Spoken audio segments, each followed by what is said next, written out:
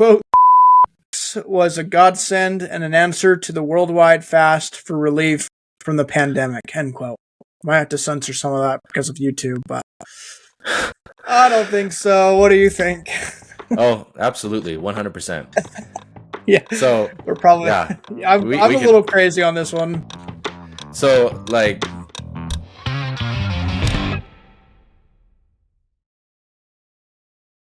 all right, so today we are going to be reviewing some what we call hot takes from the Thoughtful Saints Facebook group. This is Jacob Hansen's group that he created kind of underneath his YouTube channel. There's a variety of different types of members of the church in there: Orthodox, Progressive, ex-Mormons. I go in there and create controversy on the progressive side pretty often. I know you leave comments in there pretty often too, so it's a good time. But I posted a picture of like the Patrick Star being chained up and people are throwing peanuts at him. And I basically just asked, like, what are some LDS opinions that would have you like this? Yeah, so I think today we're going to be, reviewing some of those, see what people said, what are getting people in a position where they're chained up and people are throwing peanuts at them. So, any thoughts before we dive in? that happens a lot in that group. It can be quite the circus. Yeah, it's definitely a circus, man. Definitely a circus. So I'll start off with mine. Put me in the hot seat first. Mine is, I do not believe that young men should be involved in blessing the sacrament. I think it should be a duty of the elders' quorum and by volunteer only. To justify this, I think that a lot of young men in the church, I would even say the vast majority of young men in the church, by a wide margin, really struggle from pre-stage, really struggle with worthiness issues because of a variety of different reasons of things they have to deal with at that age. And I think putting them in a position where every single week they either have to embarrass themselves in front of the quorum by saying they don't want to bless the sacrament, or that they do bless the sacrament but they don't feel right doing it, all that's doing is damaging their relationship with the church and damaging their relationship with covenants. And when we're putting on young men in this position every single week, all that's doing is just hurting their spirit, damaging their spirit. And I think the elders quorum would be a good response. There's a lot of people in the elders quorum, and if it's by volunteer only, there's no expectation that it's like passed around, everyone has to do it, but just people who are willing to raise their hand and do it on a weekly basis. I think that would create a better environment for the elders quorum and the young men on top of that. So what pushback do you have for me? So, like a few episodes ago, we talked about how, social pressure to conform to certain norms can be a good thing. However, because it promotes overall within the population social competence. And that's one thing that we show from reviews of the literature and like the Mormonism and mental health literature is that LDS youth have very high levels of social competence. And I think that's because we expect a lot of them from very young ages. However, on the flip side of that, for the people who, despite all of that positive conditioning from a young age, they still struggle, it can be very hard for them when they fall short. Even if the congregation isn't judging them, they may still feel judged just because they're falling short. They are the one in their minds. They are the one person that is falling short among a bunch of perfect people. So how in your plan, how can we cultivate that social competence while still implementing your plan among youth? So I don't think it would actually damage their social competence at all, where they're not losing any of the planning lessons, leadership opportunities, all throughout like the young men experience. All that's changing is like just not going up and sitting at a sacrament table every week and then blessing the bread. I don't think it will significantly damage any of their social competence. But I feel like there's other responsibilities we could divert in the process.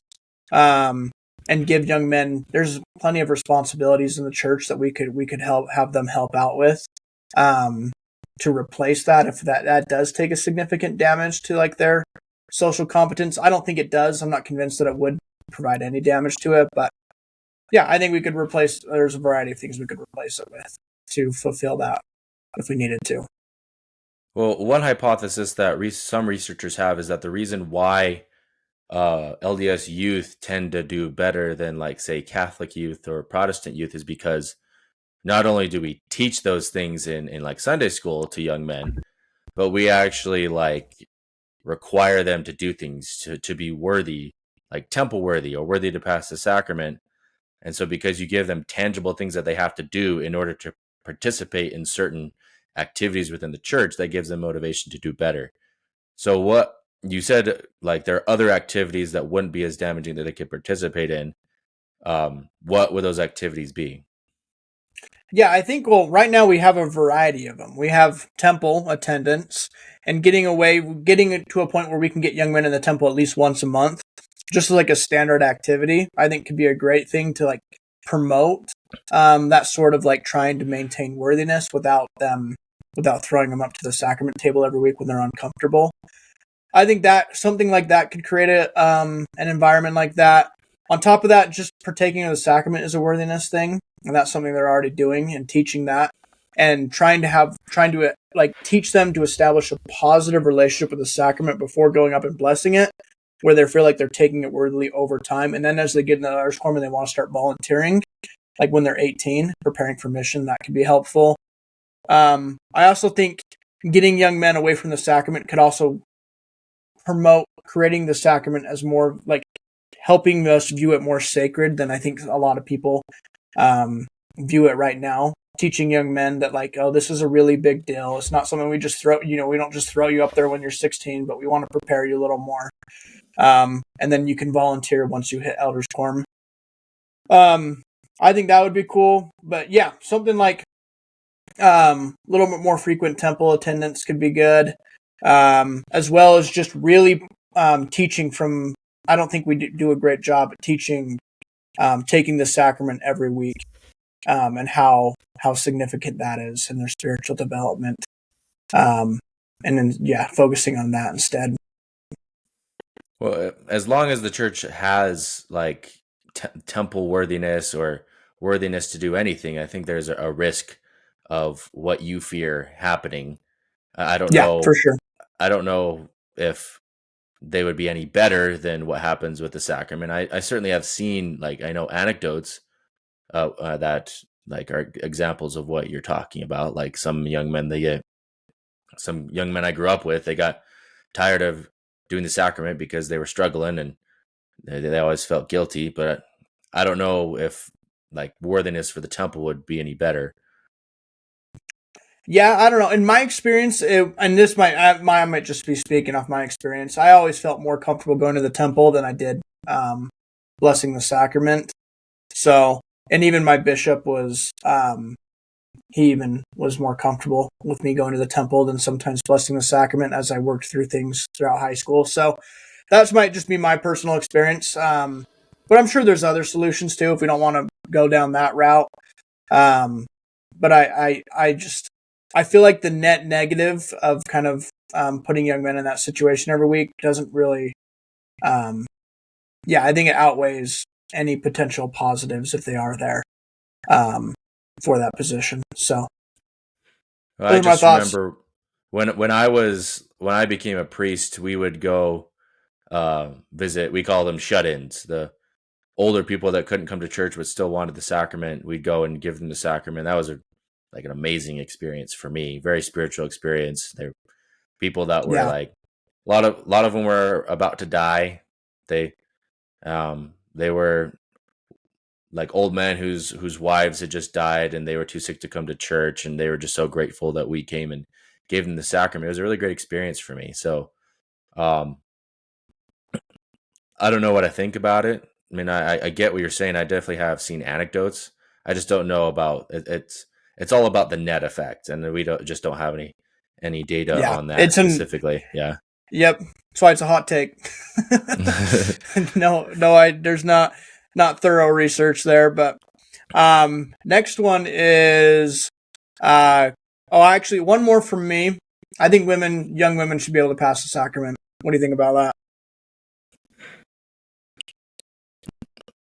I mean, I don't know. I've heard I haven't thought deeply about it. Like, I know some people Yeah. say, like, well, when you're on the pew and a woman has the sacrament and she's passing it to the person next to her. That's basically what she's doing.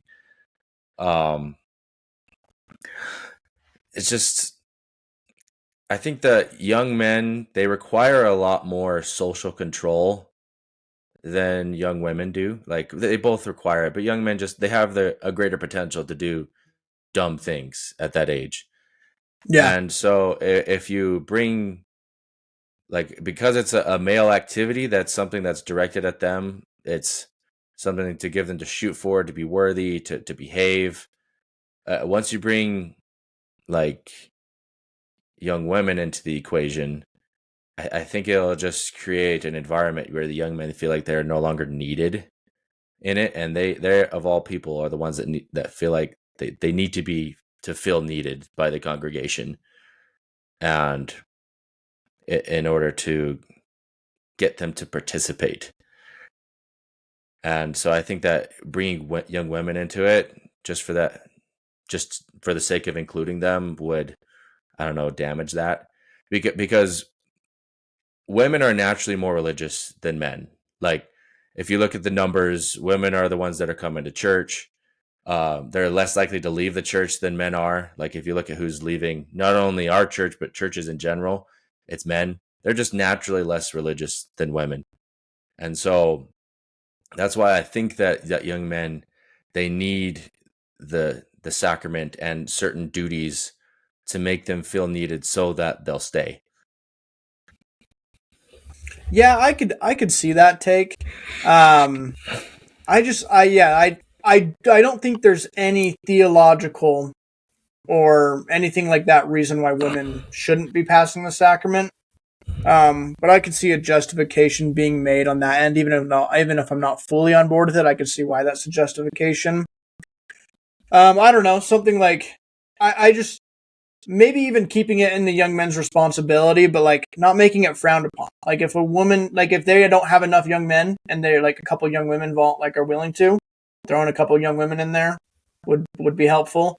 Even though keeping it the young men's responsibility, but just allowing young women to do it, maybe that's more where I'm coming from. I think just allowing them would be kind of help get rid of some of these ideas that like they're not allowed to participate in it, because I don't see any doctrinal reason why they can't hand a piece of a tray to people. There's I don't Yeah, I don't mine see any is more reason for that. pragmatic. My reason for opposing it, like I haven't thought deeply about the theological part of it, but just pragmatic. Like I know that a lot of feminists within the church talk about like how women are the ones that are uniquely struggling within the church, and I just don't buy that. Like, you just look at who's coming to church and who's staying. Like, women are more naturally inclined to feel welcome at church. I just think the environment of church is more conducive towards the female profile, like the female Yeah, personality. Um, yeah. I and do think that, we just could. look at the There's a lot numbers. to. Yeah, I do think there's a lot we could do, because it is like that's true, and I think it's also true that women. There are many women who struggle with not feeling like they have a place in the church, any responsibility.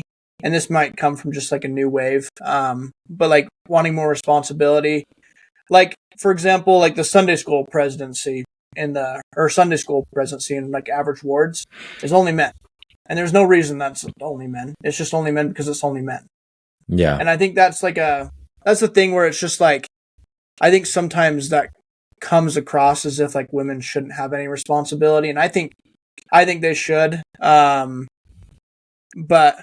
you're also right. The data indicates that more women are staying in the church, but I think we could do better to minister to those who struggle with the current setup. yeah.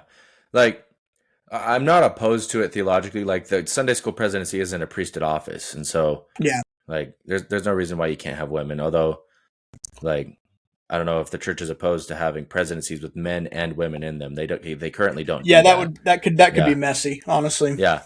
But like the thing is that as I'm trying to challenge the assumptions that people bring to the table, and a lot of the assumptions that they bring when having this conversation is that women are the ones that are uniquely suffering in the church, and I don't buy that. Like, I've read a lot of books on this topic, and like there it isn't that women are suffering more than men in the church. It's just that we have a lower tolerance for female suffering than we do for men. Like it's men that aren't coming to church, especially the single men over 30. Like they're the ones that don't feel welcome. Like you're a pariah, and they're like in the minds of a lot of these men, they're useless in the church if they're not married by the time they're 30. That's why they just start dropping like flies. And so I reject the assumption that it's women that we need to uniquely cater to make them feel welcome.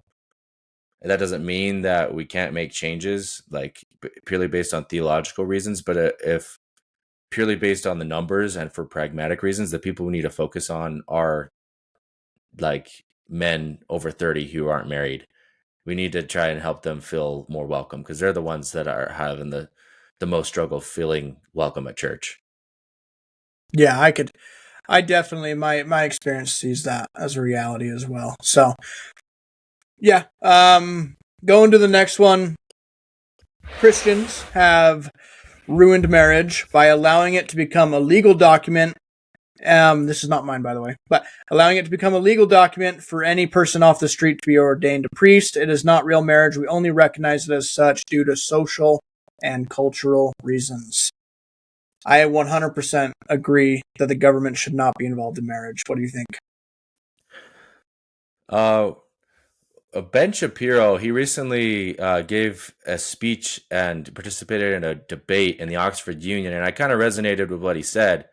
He basically said that like the government shouldn't be involved in marriage except as a way to incentivize people to do certain things. And so like they shouldn't like be involved in whether gay marriage is okay or anything like that. That should be the realm of churches and other authorities. Like if you want to get married in a gay marriage, like yeah, go to a church that'll marry you and then do that. But the government shouldn't be involved unless it's like, say, if you're in Japan and the birth rates are really low, below replacement level, and you're the government, you want to do something to incentivize more people to marry and have kids.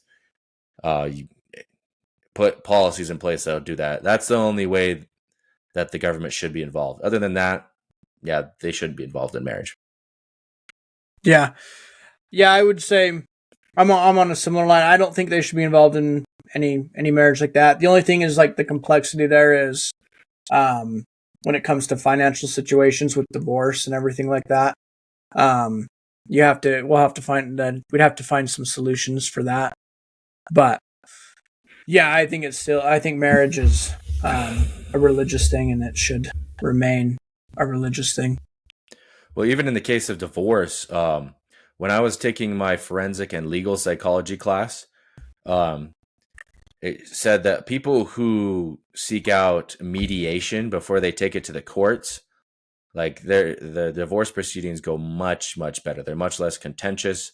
And so, yeah, if the government's going to get involved in like divorces, it should be like a last resort, and that's currently not the case, at least in the United States. They should seek out some private organization that specializes in mediation and try and fix their problems there. And then the government should just be the very last. Like we shouldn't be relying on litigation as much as we are right now. Yeah. There are other alternatives that can help solve the problem, and the government should be involved in it as little as possible. Yeah. Awesome. Next one is, quote, Joseph Smith is the greatest prophet of this dispensation. So I can understand where this one's coming from, and I guess it depends on how you like define great. But if we're talking about like, I think morality, I would say no. I don't think Joseph's the most moral prophet of this dispensation. That's probably someone like Thomas S. Monson.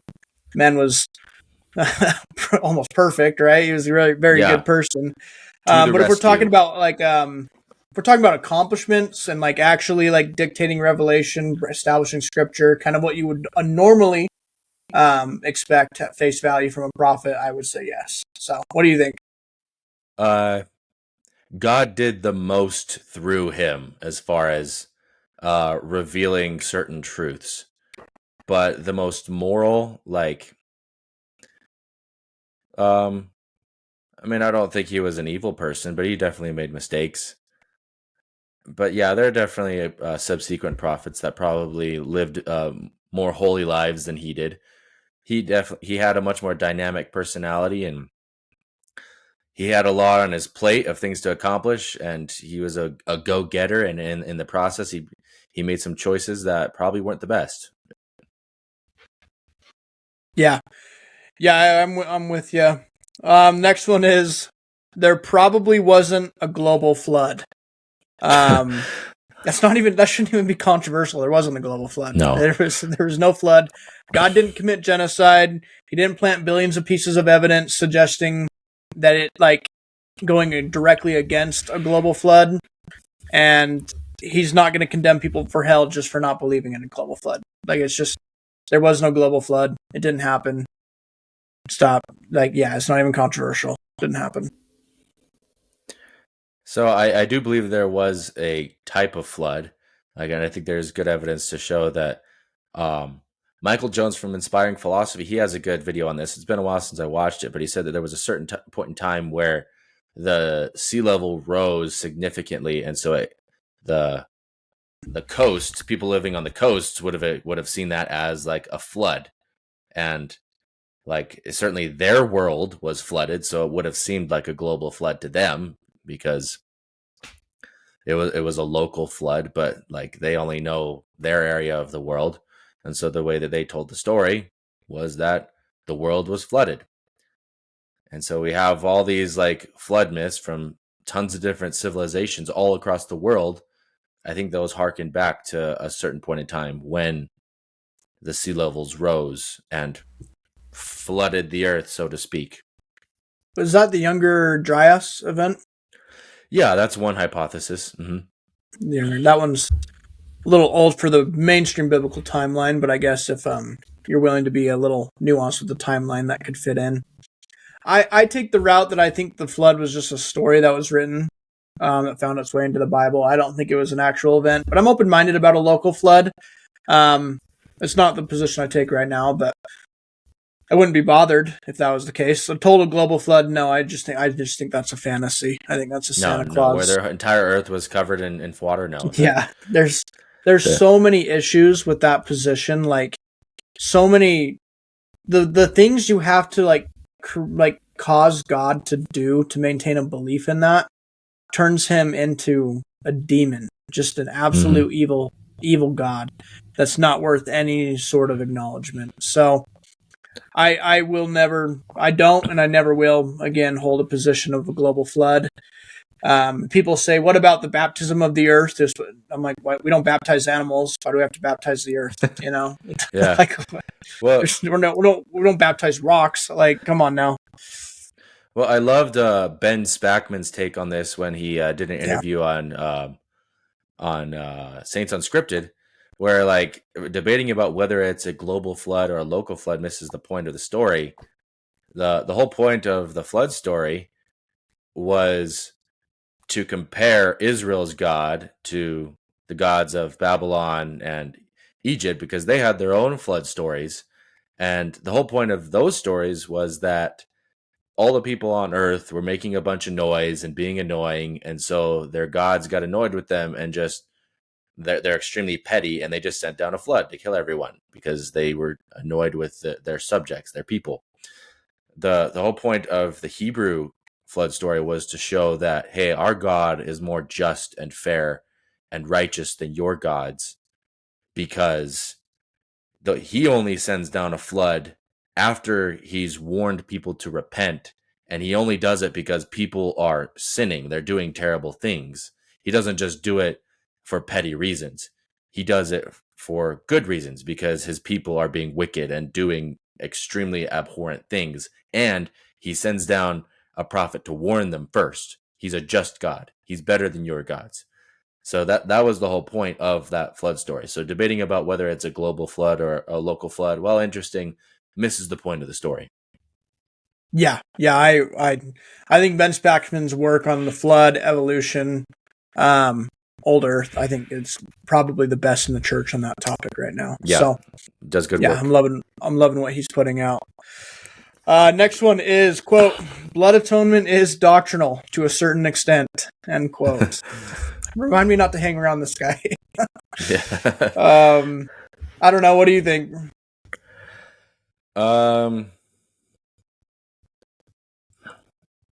mean, so I work in the Utah correctional system, and we have the death penalty, and we have firing squad, and one of the reasons for that is because, like, Utah leaders after Brigham Young kind of like they saw his teachings and are kind of like, okay, what do we do with this? This is a little weird, and so they basically just made it to where, yeah, if you commit a sin so bad you have to have your blood shed, yeah, we believe that, but it has to be like to where you're convicted by a jury and you've been sentenced to death because you've committed such a terrible crime that you need to atone with it by having your blood shed.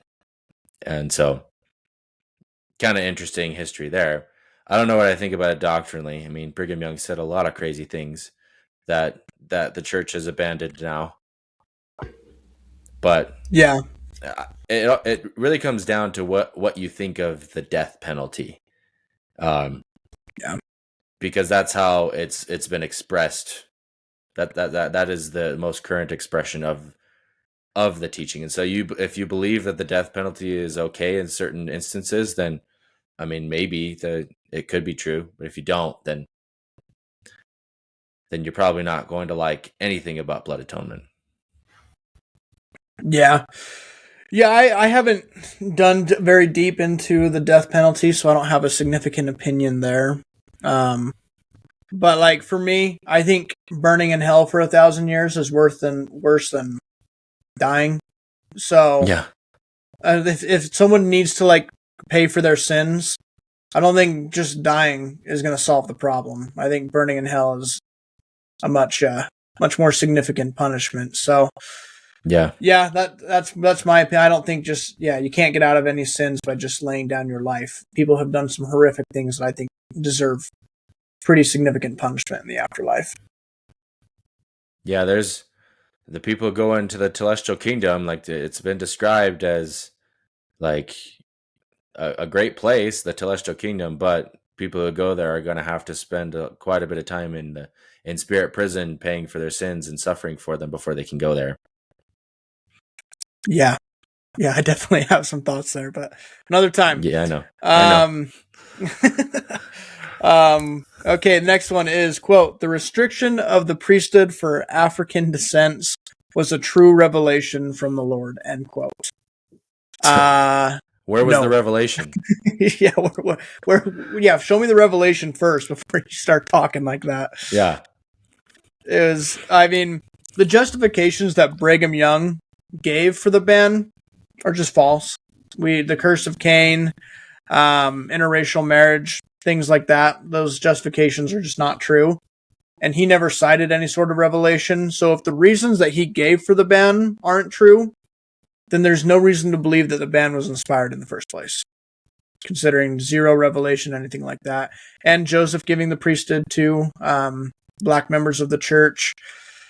So, yeah, I think that's a pretty silly hot take, but hot take nonetheless.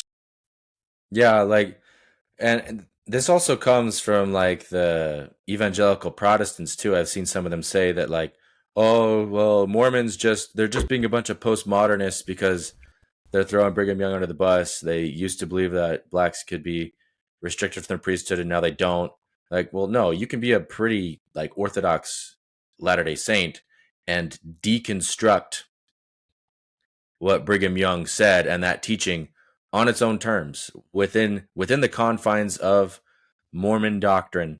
You don't have to be a postmodernist. You can just say, look, Brigham Young, he was influenced by like Protestant interpretations of the Bible concerning the curse of Cain and the curse of Ham. That's where he was getting it.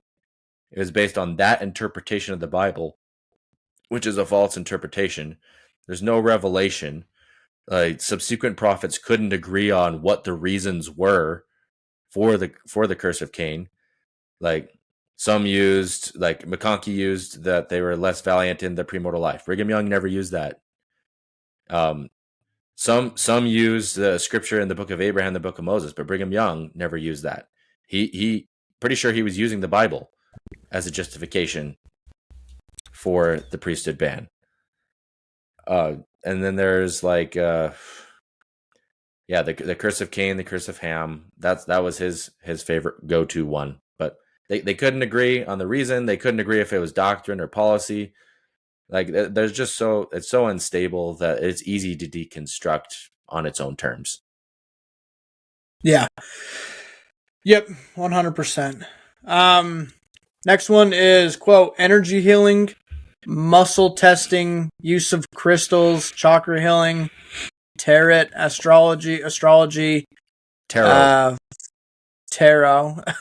physics or psychics, palm reading, etc. is wicked, end quote. I'm not so sure about this one. What do you think? 100%. I think that stuff, it's at the very best, it's all bullshit, which I don't know if that's synonymous with being wicked, like, because it just deceives people and gets them to believe in a lot of crazy stuff. What's muscle testing? Is that like chiropractor work? No, I'm not quite sure what that is. But yeah, energy healing, like the church has spoken out against energy healing. Like and there's such an intersection between like energy healing and like doomsday prepping and anti-vaxxers and conspiracy theories, all sorts of stuff on like the far right wing part of Mormonism that just has a lot of problematic elements to it. That's enough reason to stay away from it. I think crystals are kind of cool. I don't mind crystals. I don't have a problem. Has church ever spoken out? Joseph Smith used a rock that was powerful. What's wrong with the crystal? It has a lot of connection to energy healing, and so I think the church would be against that too. Yeah, I think crystals are cool, but I don't know. Maybe I should think about it. I haven't really thought about it any deeply. I don't really, none of this stuff ever bothers me. So I have met a psychic on my mission and definitely came out feeling really like he was able to cite things in people's like patriarchal blessings and had some really like kind of like weird like and what felt like really real abilities. Very interesting guy, but I definitely felt some the like darkness descriptions there. So that's my only experience with like a psychic, but yeah. The only area I disagree is crystals because I think crystals are cool, but I don't know. Have you seen Napoleon Dynamite? No, I mean I have, but it's been since like elementary school. Oh, okay. Yeah, there's this part where he like where Kip, his brother, tries to time travel, and he buys this machine on like the internet, and they're about to try it out, and then they're about to turn it on, and then Kip's like, "Hold on, I forgot to put in the crystals," and they put like these tiny little crystals into a hole to get it to work. Yeah. Next up is quote, "We should consider using a new version of the Bible," end quote. I say no. What do you say? I mean, yeah, I think it would be cool if the church officially kept the King James Bible in like their quad and their standard works. However, they should do more to encourage members to read different translations of the Bible, because there's definitely tons of translations that are way better than the King James. The King James is outdated, has a lot of problems with it. I've been reading tons of different translations, like the NRSV, the Waymont translation from BYU, and then I got another translation from by a guy named, his name's David Bentley Hart. He's an Orthodox Christian, and the guy is like a genius. But I've had a lot of good experiences reading different translations, and it helped me really understand what I was reading better. Yeah, I see the value in engaging with other biblical translations. I think people should, but I think if we're talking about like changing from the KJV to a new, like more modern, more academic translation of the Bible. I strongly disagree because the KJV is the linguistic backbone of the Book of Mormon, Doctrine and Covenants, Pearl of Great Price, basically all of Joseph's revelations. And understanding the KJV and its language style and rhetoric is essential in understanding all of our restoration texts. And I think people should for the rest of for continuing in our church, I think people should be engaging with the KJV because it's so connected to our restoration text with its flaws and everything. Its flaws go right into the Book of Mormon, so I don't see any, I think, they should be engaging with it because, it's essential in that process. Yeah, but I think that the church should keep it in their official scriptures just because, like, all other restoration scripture use KJV type language. And so it'd be weird to have, like, the Bible using, like, modern language and then the rest of our scriptures using KJV language. However, I think the church should be more clear about why they keep the KJV and also encourage in their personal study that members should use different translations. Because if you do an analysis of, like, the General Conference, then the types of Bibles that they use in General Conference talks, you'll find that they don't use the KJV when they quote the Bible every time. And also James E. Talmage, when he wrote Jesus the Christ, he doesn't quote the KJV. He quotes the Revised Standard Version. And so if you really, really want to do a deep dive and understand the Bible in your personal study, get a different translation. Find out what the best translation is. But I don't think that the church officially should move away from using the KJV in the scripture that it prints itself. Yeah, I would agree with that 100%. And engaging with different biblical translations and seeing the differences with KJV is essential in understanding the rhetoric and language style of the KJV. And then you can also take that and have a better understanding of our restoration text. So yeah, I think people should definitely be engaging with other biblical translations, just not replacing it as our main one. Next one is, quote, accepting some of the mysteries such as multiple mortal probations or the spiritually backed doctrine of the Davidic servant. I don't know anything about the Davidic servant. Sounds cool. I know Dan Ellsworth had issues with it the other day in Thoughtful Saints. I'd have to look into it before I come to a conclusion there, but multiple mortal probations, it's definitely a thing, 100%. I'll debate anyone on this. Yeah.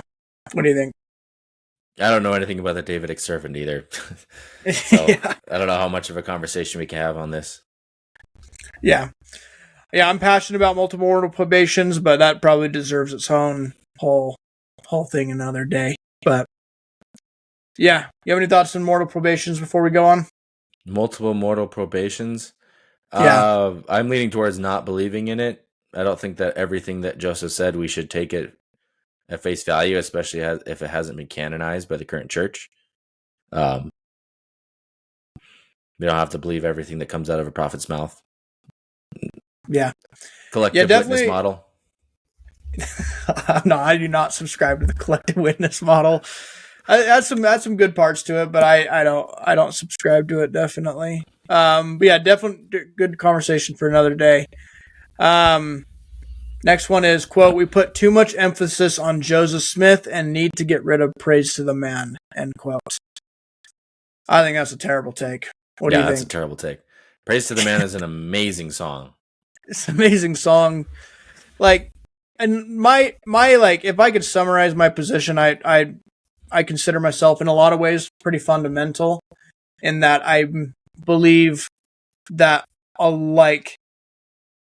truth is best found in Joseph and how he viewed the theology and a lot of the in his quotes, everything, his writings, his revelations. So I think as we engage, like, if we're trying to emphasize what is true, I think it's best found in the teachings of Joseph.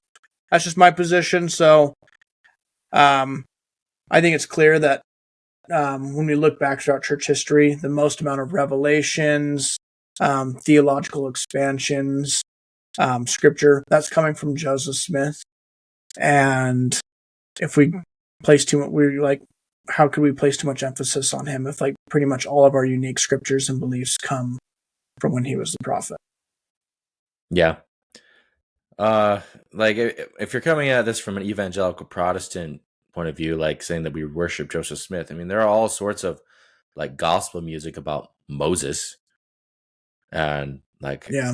especially among Black Protestants, there's a lot of like gospel music about Moses, how he led his people out of Egypt, like, and they resonate with that because they were slaves, and so um they resonate with Moses, like coming and freeing his people, let my people go, and going to the promised land.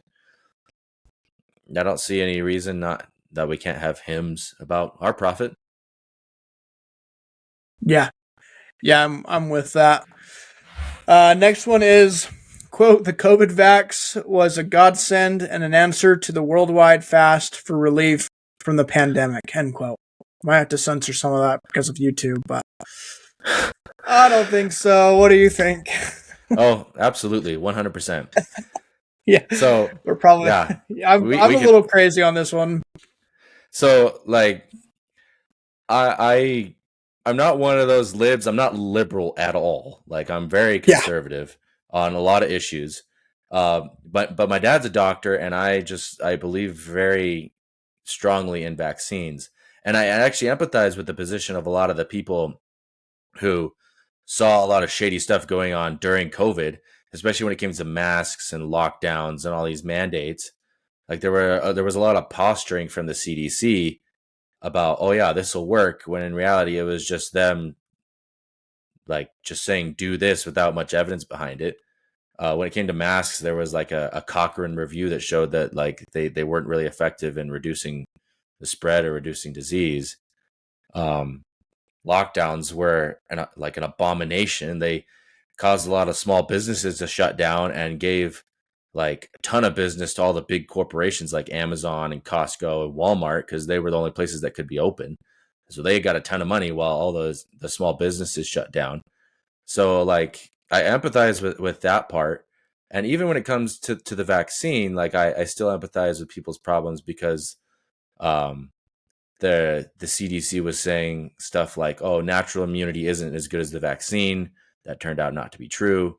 However, you also had people who were saying like, oh, you like that even if you haven't got the vaccine and you haven't gotten COVID yet, like it's better for you to wait and get COVID so you can get natural immunity rather than getting the vaccine. And that's just crazy talk, because natural immunity does work, but there's more risk from COVID than there is from the actual vaccine.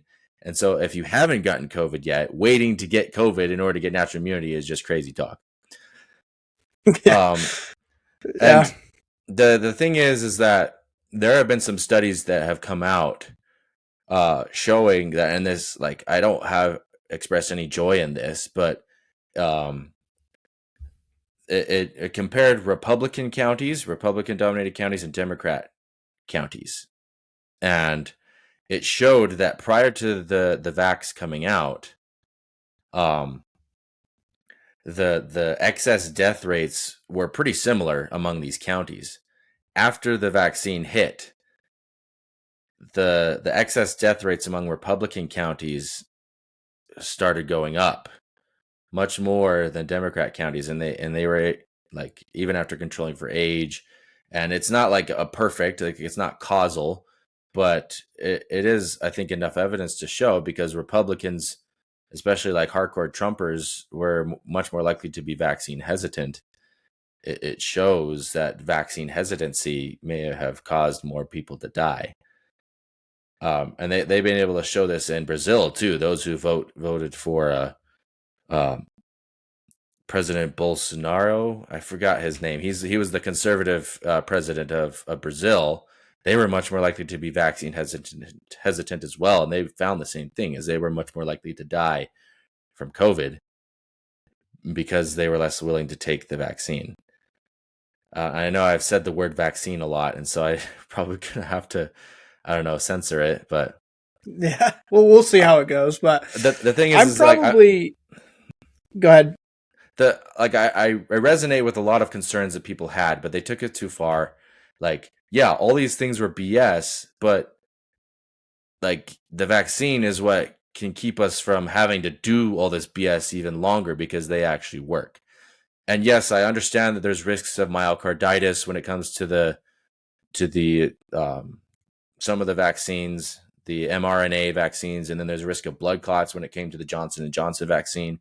But like you have greater risk of blood clots from actual COVID than you do from the vaccine, and it's the same thing with myocarditis as well.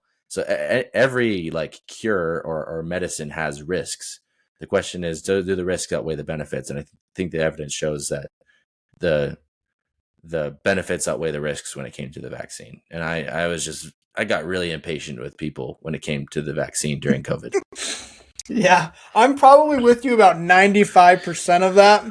The 5% probably can't be said on YouTube, but I'm with you about 95% of the way. I think the vaccine is a very, very good thing, especially among people who are vulnerable for COVID.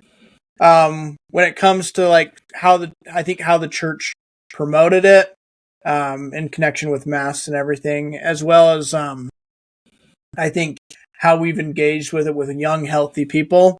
I think there's been some very, very silly things. So yeah, but yeah, that's probably all I should say on the promoting issue. it with like I will say one thing, that when it comes to young men under like 30, it probably would have been best for them not to get the vaccine just because of the risk of myocarditis. They're already at low risk of dying or being hospitalized from COVID to begin with, and the Yeah, risks of myocarditis. I mean the only risk that from myocarditis comes from the mRNA vaccine. So young men still could get like the Johnson and Johnson vaccine because the blood clots are only a risk for women.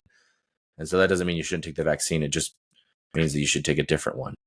But like, yeah, yeah, the CDC and different like authorities definitely made like too many blanket statements, like all of you should take the vaccine, when in reality it's just, it should have been yeah, pushed more at the people who are at risk.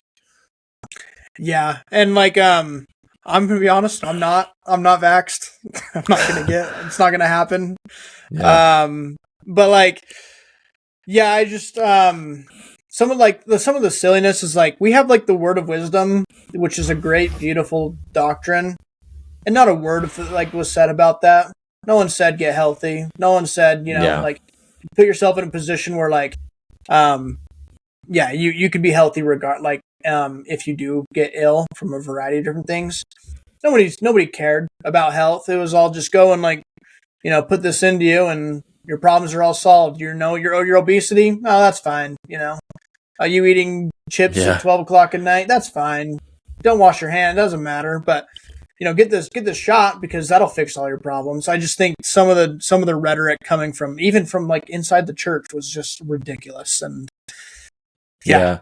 yeah, And well, with someone like you, you're within the age range where you don't really need it, and I understand that. But there are some people who were definitely at risk that just yeah, didn't get it out of pure stubbornness, and they ended up dying from COVID.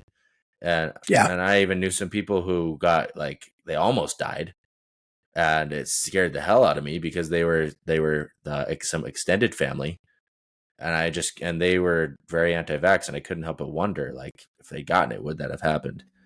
Um, yeah, yeah. I'm with you there. I think, and that's just been the way that everyone handled it was just really poor. We definitely should have pushed it for people who were in who were in a position where it could have affected them really, really impactfully. I think yeah, all of them definitely I, should have gotten the vaccine. But 24-year-old Bridger, it's not going to do anything for yeah. 24-year-old Bridger. So, yeah, Yeah, I have a bone to pick with the people on all sides of the debate. yeah, Like the people spreading misinformation on the anti-vaxxer side annoyed the hell out of me, but also a lot of the posturing from the CDC and other governing authorities, they annoyed me too. There's plenty of blame to go around on how COVID was handled. yeah. Yep. Okay, next one is, quote, the word of wisdom should include all fast food and soda. I think that's a banger. What do you think? Um, probably. I just don't know. Like, we should probably do what Brigham Young did and kind of just prepare people for it before you just make a blanket statement. No more of this, because when the Word of Wisdom was first instituted, it was more like, it wasn't that you couldn't drink alcohol at all. It was you should avoid drunkenness, which is what the Bible teaches. The Bible doesn't make a blanket statement against alcohol. It says you should avoid excessive drunkenness. And that's what the Word of Wisdom was originally. But like, there's a article in BYU Studies that said that Brigham Young, he started emphasizing it more, which helped kind of set the stage for when it eventually became a all-out prohibition against alcohol, tobacco, and coffee and tea and all that other stuff. But yeah, I would definitely be like, the church should adapt to the current problems of the day, and I think that they should start emphasizing, like, you should eat healthy more, and that, which could eventually lead up to a full-out prohibition on junk food. Yeah, which I need that. Like, yeah. I'm not obese by any means, but I definitely have trouble losing my gut that I have, and so yeah. My take is, like, first and foremost, the ideal: keep the word of wisdom as it was given in the Revelation. We had in the Revelation. I don't know why we haven't had an extra revelation that's clarified anything, really. It's just kind of been interpreted and debated among church leadership. So my primary, like, just keep it as it is, and that's how it should be policy-wise today, just as it is in the Doctrine and Covenants. But if we were to, like, if Russell M. Nelson was to have, like, God come and speak through him, just as it happened with Joseph, and he were to dictate a new word of wisdom, I think we would see caffeine, opioids, processed treats, and a variety of other things included in that, because those are serious issues today. I think we would see those in an updated word of wisdom if it were given by revelation again today, for sure. I think it'd just be more difficult because it's easier to completely abstain from tobacco and alcohol because it's not part of our regular diet at all. It's something completely separate. Yeah. Whereas fast food and, like, processed food, like, that's the regular diet for a lot of people here, especially poor people who can afford to buy stuff that's healthier. And so, like, you might end up putting financial strain on people who are poorer in the church because they'll be forced to buy healthier food, and healthier food is more expensive.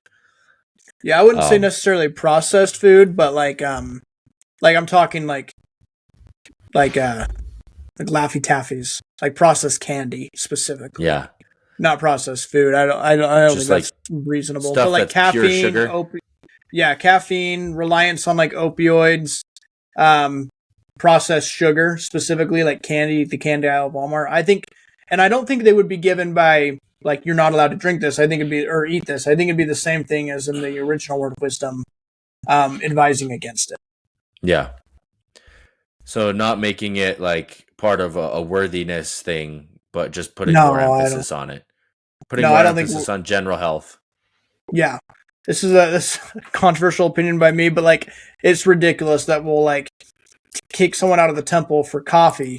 But if someone is outrageously overweight and unhealthy, temple recommends sign them up as long as they don't drink coffee, you know? Yeah. I think that's a little ridiculous.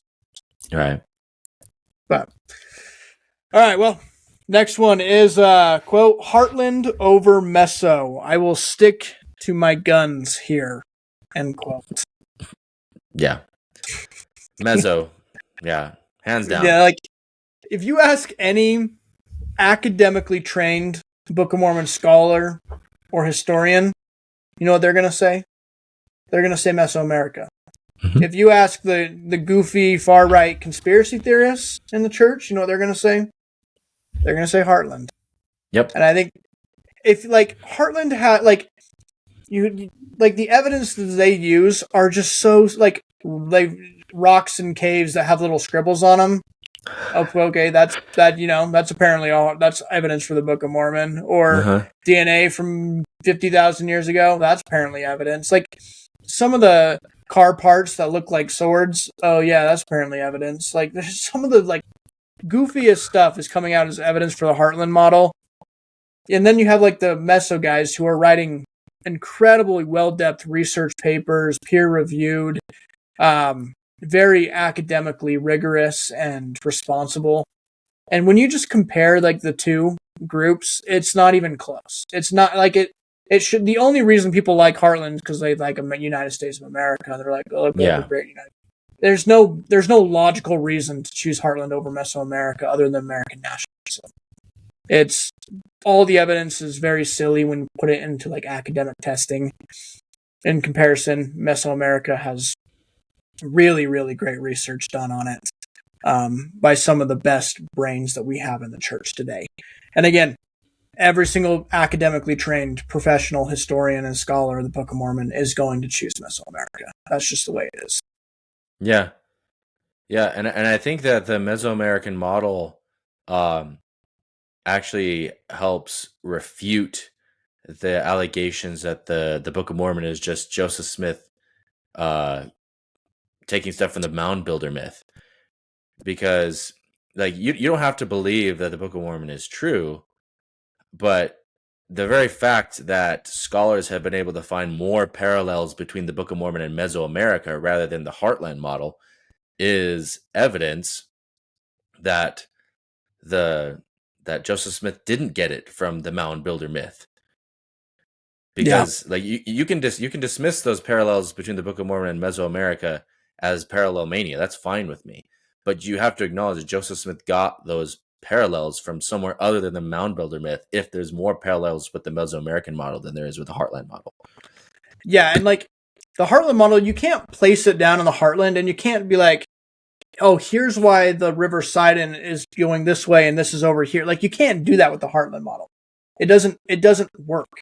None of the like there's like maybe some like little similarities that are just coincidental, but when you place it in Mesoamerica, you can see like the story that Brant highlights, how the Usumacinta and the river and the Grijalva River like have similar headwaters, and how that shows that Limhi's group when they hit the river, they took the Usumacinta instead of the Grijalva, which was the River Sidon, and that perfectly explains why they ended up in the land of the Jaredites, because that's how the rivers line up.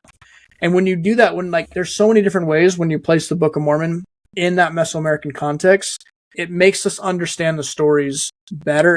Like we have a more contextual understanding of the stories, and you can't do any of that for the Heartland model. It's just a bunch of like goofy, like, oh, maybe the narrow neck of land was between these two Great Lakes. Like it's just there's three narrow neck of lands. Like it's like, what is going on? What's going like? Yeah, it's not even a competition. Mesoamerica all the way for anyone who is responsible. And Brant's book, the Book of Mormon as history, like he's able to find several parallels, like when they're deciding to not have a king anymore or something like that, he's able to find that around that same time, ancient Mesoamerican civilizations were having like debating about whether they should have a king, or they were making their civilizations were changing as in relation to whether or not they should have a king around the same time that the Nephites and Lamanites were deciding whether or not they should have a king. I think in the book of Mosiah. And then when the Nephites get annihilated, he says that around that same time was when a lot of ancient civilizations were being wiped out by the dominant civilization. I forgot their name, but Teotihuacan. It was when Teotihuacan invaded through Tikal in the exact year that the Book of Mormon people were killed. The same year, right, as described in the Book of Mormon. Like it's the convergence there is, and they invade. I don't know if we can see it here. I meant to turn this. There we go. So Teotihuacan's up here. This is Teotihuacan, and they invade down this way to Tikal, which is over here. And they wipe out, and most scholars believe the Nephite civilizations were right about here, near the end of the Book of Mormon. And they invade Teotihuacan invades right through this area on the way to Tikal and wipe out the interfering civilizations along the way to open up a trade route with some of the Mayan civilizations down this way. And the exact year they do that matches perfectly with the Nephites' destruction, and Teotihuacan, their behavior matches the Nephites' descriptions of the Gadianton robber society that came and destroyed them. So, like, the convergence is crazy, and there's nothing like that in things like the Heartland. That's really cool. Yeah, I got to read that book.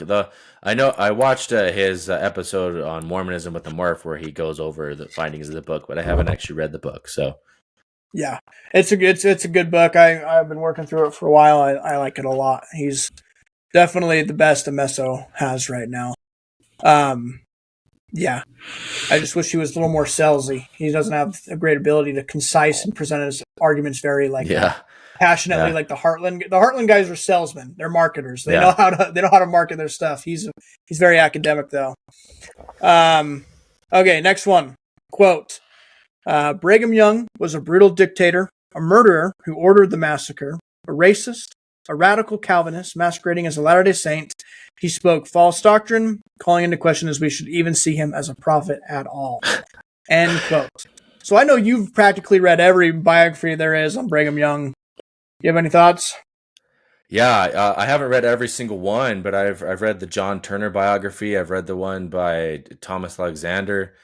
I've also read basically all the major books on the Mountain Meadows Massacre, including the one by Will Bagley, by Juanita Brooks. I've read both of Turley's books. He did not order the massacre. Like, the vast majority of evidence shows that he did not order the massacre. And even then, like, the critics who acknowledge that he didn't order the massacre, they'll say, well, when he visited the grave, he read the inscription on the grave that said, "Vengeance is mine, saith the Lord."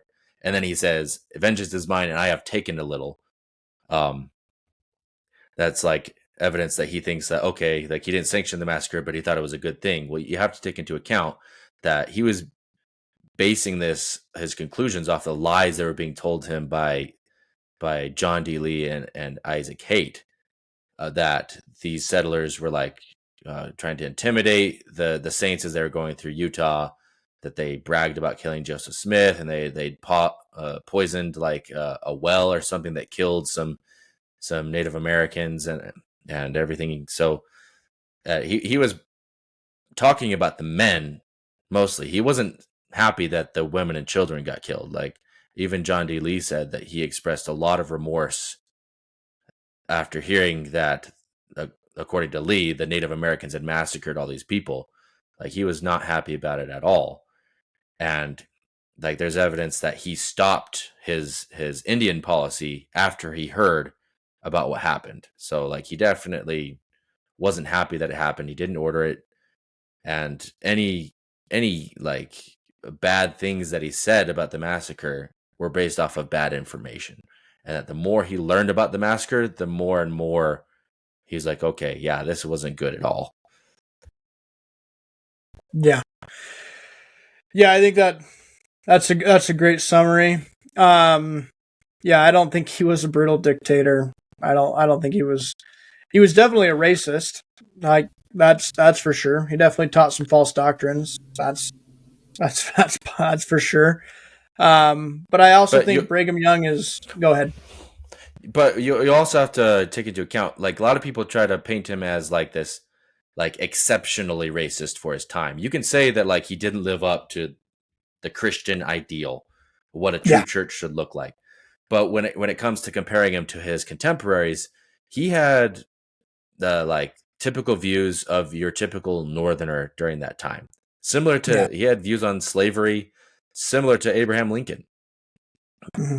That it should event, like, the laws that were put in place in Utah were that, okay, we have slavery now, but we'll put things in place to where it'll eventually be outlawed. And Jacob Hansen on his channel actually did a debate with a guy where he goes over the evidence on this. And yeah, he said he said racist things, instituted racist policies that weren't in line with what a true church should do. But when you look at the totality of his life, he wasn't as bad as people say, and he did a lot of good things too. Oh yeah, I think Brigham Young is a fascinating human, and yeah, he wasn't. I think he was definitely racist. I don't just like many of his contemporaries, like you just mentioned. Yeah, he made plenty of mistakes, but like the things that he achieved are unbelievable, and the things that they went through as the saints with him underneath them, like Brigham Young was a very, very important prophet, and despite all of many of the mistakes that he made, like we're all here. I'm very grateful because of him. Like he got the Saints out of some of their very terrible position and got them to Utah, now where we're prospering today. We owe a lot of our success as a church to him, as the second leader who was willing to follow the mantle of Joseph. I adore Brigham Young, yeah, despite his issues, and I'm perfectly willing to condemn him over many of the mistakes that he made, and I don't think he wants any of us defending him now over his mistakes.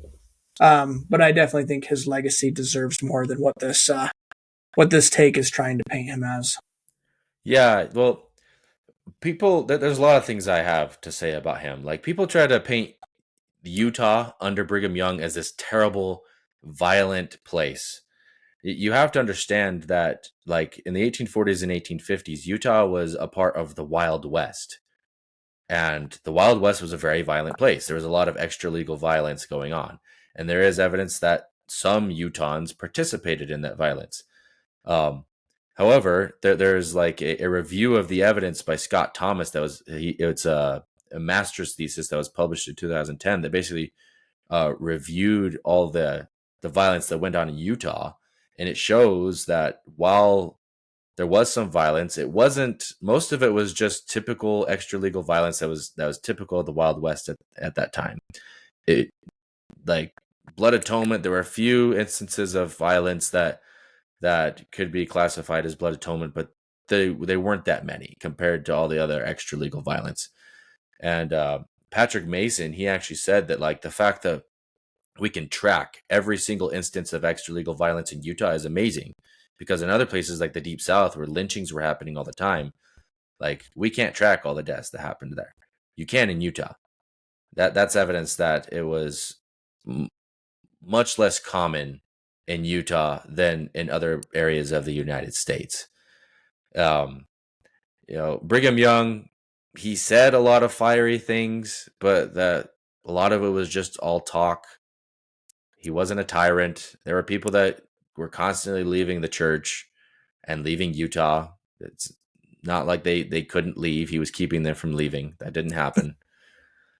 And also, when it comes to his treatment of the Native Americans, like, yeah, his Indian policies weren't always that great, but like you gotta again look at the bigger picture.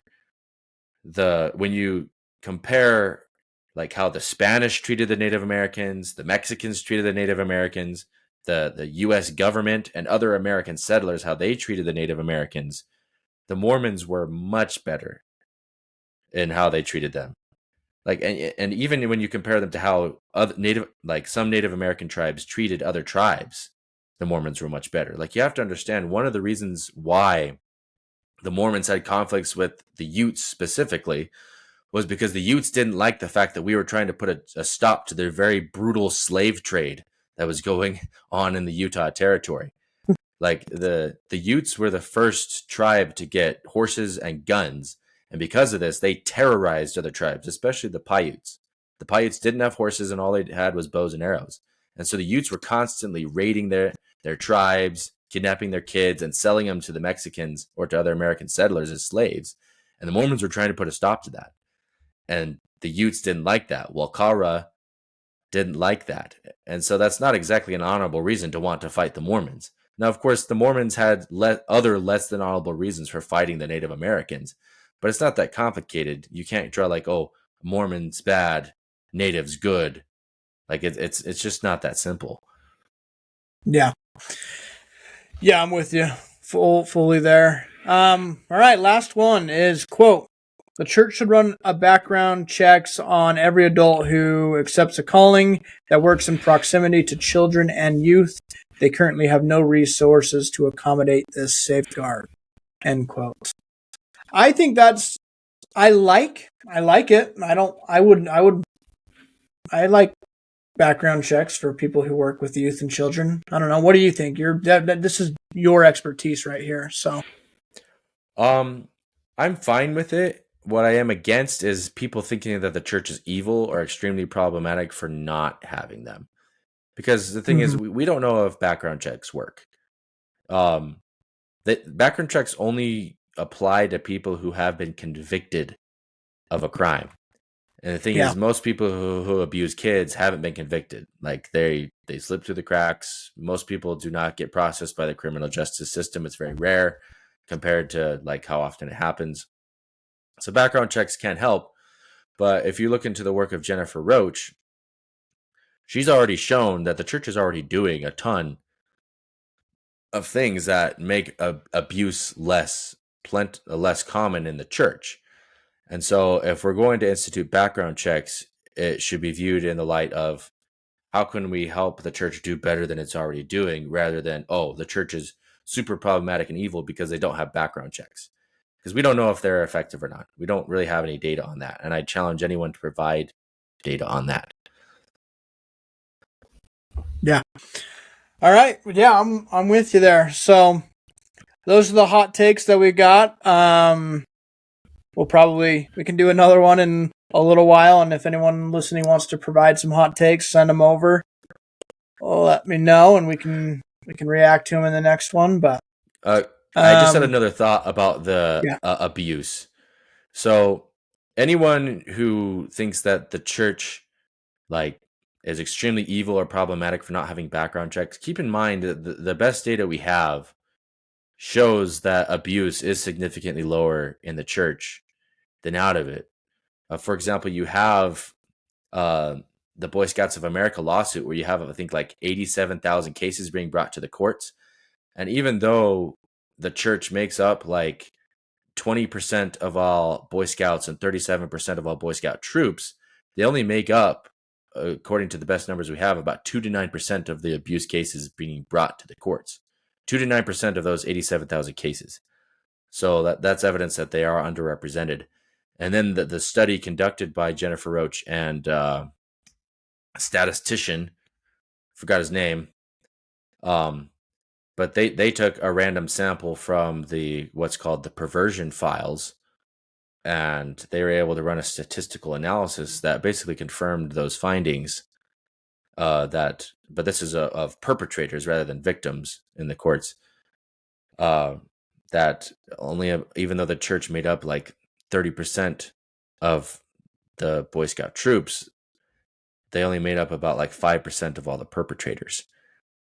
And so the best data we have indicates that the church is doing much better than other organizations when it comes to this issue. Now, it's not rock solid. However, when you got to use the best data that you have, and you got to draw conclusions from it that involve making the least amount of assumptions as possible.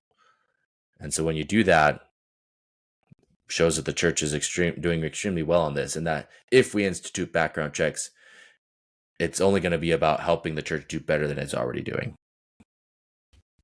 Yeah, I'm with you. That probably deserves its own. We'll have to find a video someone makes about the church and how they handle those situations. It's a very emotional subject, and definitely, but there's definitely some claims out there that are unfair and need to be responded to, I think, for sure. So, yeah, that's the last of the hot takes. Some good ones in there, some enjoyable ones to react to. But again, if anyone has any they want us to respond to in the late future, let us know, and I'm sure we'd be happy to. So, you have any last thoughts before we finish up? Can't think of any. Awesome. So, all right, thanks, guys. Thanks for watching Actual Mormons, and hope everyone has a great rest of their day.